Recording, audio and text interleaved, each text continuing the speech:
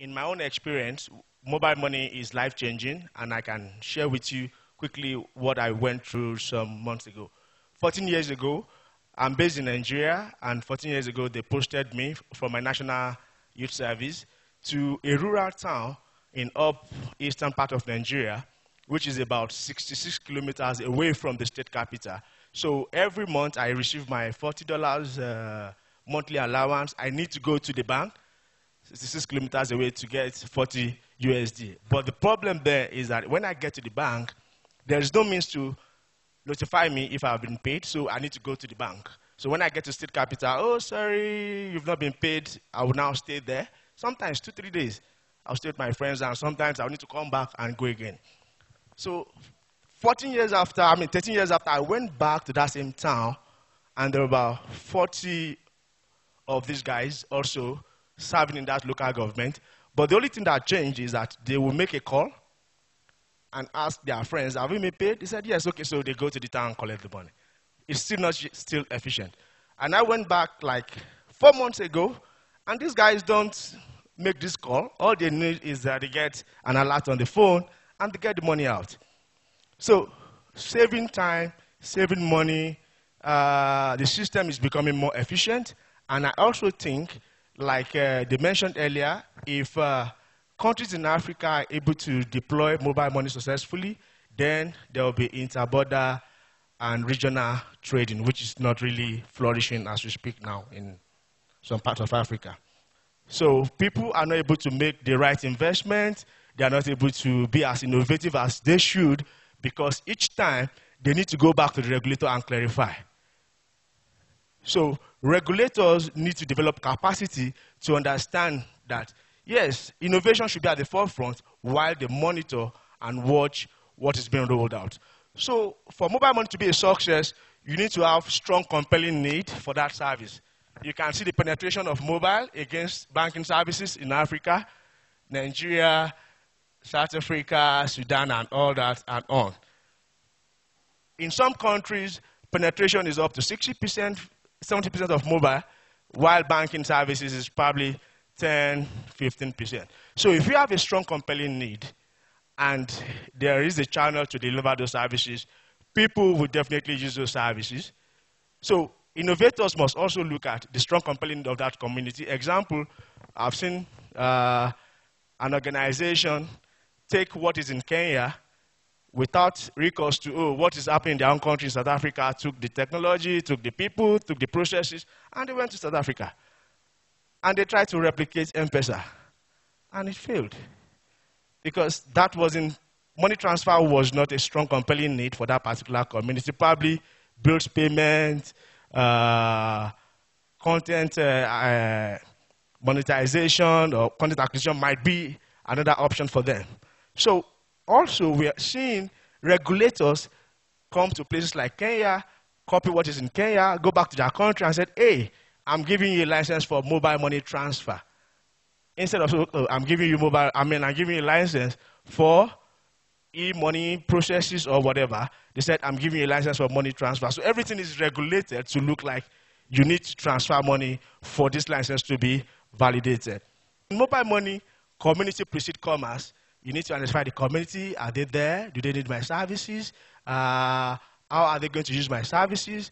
So if the community is already there, and there's a strong, compelling need of limited bank branches, the mobile money might be successful. So literacy level also is a factor, because you go to the bank, hey, bring all this KYC, bring this, bring that. These guys don't have those documents, so it might be a challenge for them to sign up formal financial services. Then mobile money makes it very simple.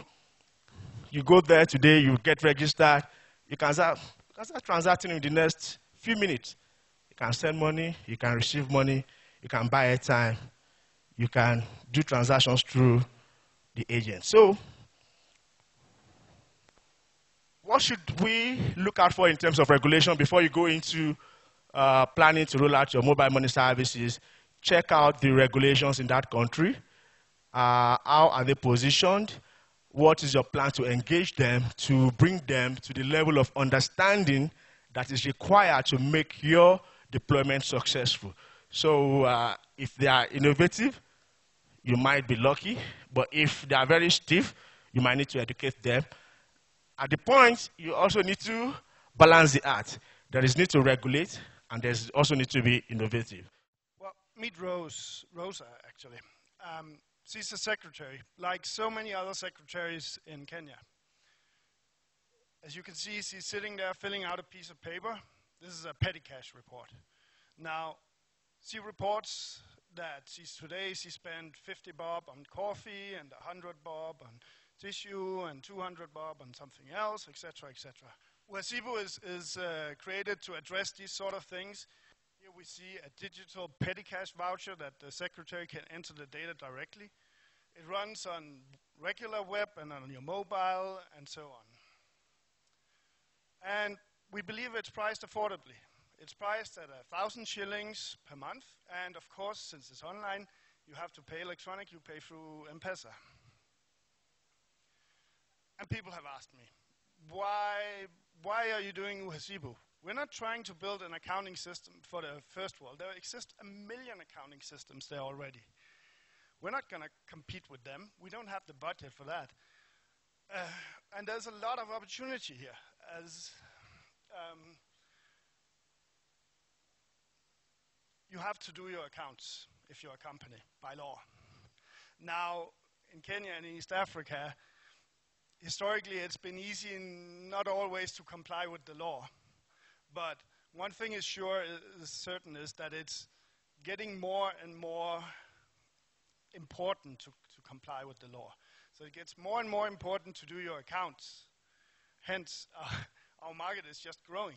You know, it's not going the other way. And there's not much less competition here. I would never launch such a system in Europe where I'm from, because there are very good systems at doing this in Europe, which understands the European legislation, etc. But there are none here that understands the Kenyan as well as our system. So, I mean, we have a first mover advantage. And a lot of people talk about, well, you know, with the internet and so on, we have opportunity, we can build application, we can rule the world. Yes, but you also have to compete against the world then. And